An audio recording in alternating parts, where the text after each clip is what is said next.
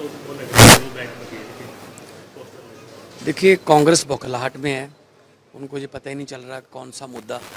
कांग्रेस में आपस की लड़ाई कुर्सी की वही ख़त्म नहीं हो रही। तो पंजाब की लड़ाई तो वो लड़ नहीं रहे, कोई पंजाब के मुद्दे की तो बात नहीं कर रहे। वो तो कह रहे हैं कि गो बैक मिस्टर बुघेल, आपस में कुर्सियां उनकी चल रही हैं, लड़ाइयाँ हो रही हैं।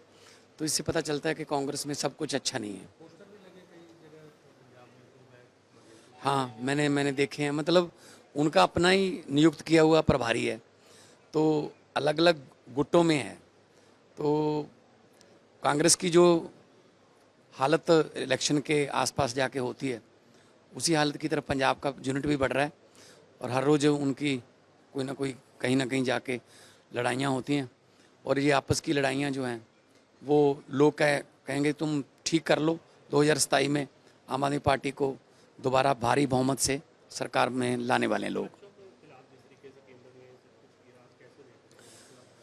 देखिए, पेपर लीक बहुत गंभीर मुद्दा है। उस पर पंजाब की विधानसभा में भी निंदा प्रस्ताव आया है।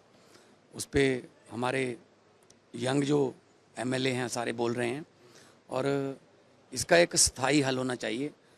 तो अगर मोदी जी ये कह रहे हैं कि फास्ट ट्रैक कोर्ट में इसका फैसला होगा, इसका मतलब पेपर तो लीक होंगे ना।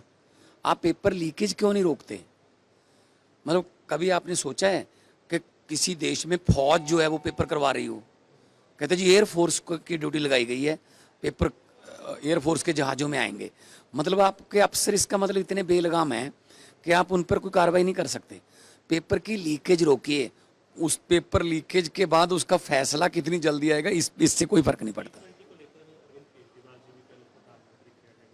इसको क्लियर होना चाहिए ना, लोगों के पास ऑप्शन होनी चाहिए। प्योर पेट्रोल और E20 मिक्स।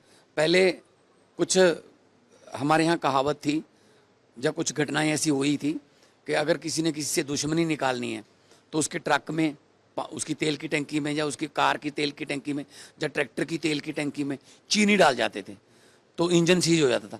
तो भाई गन्ने की चीनी हुई है, वो कहाँ से लाए हो वो चीज़ें जो इंजन सीज कर रही हैं? लोगों को बताना चाहिए, लोगों की मेहनत की कमाई की गाड़ियाँ हैं, किसी के पेड़ों को पैसे नहीं लगते। बड़ी मेहनत की कमाई से लोग अपनी गाड़ी खरीदते हैं, और उस गाड़ी को सरकार ही ख़राब कर रही हो एक ऐसा तेल हमें बेचकर। और उस तेल का रेट का भी फ़र्क नहीं है, कोई माइलेज का फ़र्क है। तो E20 पे सरकार को जवाब देना चाहिए संसद में।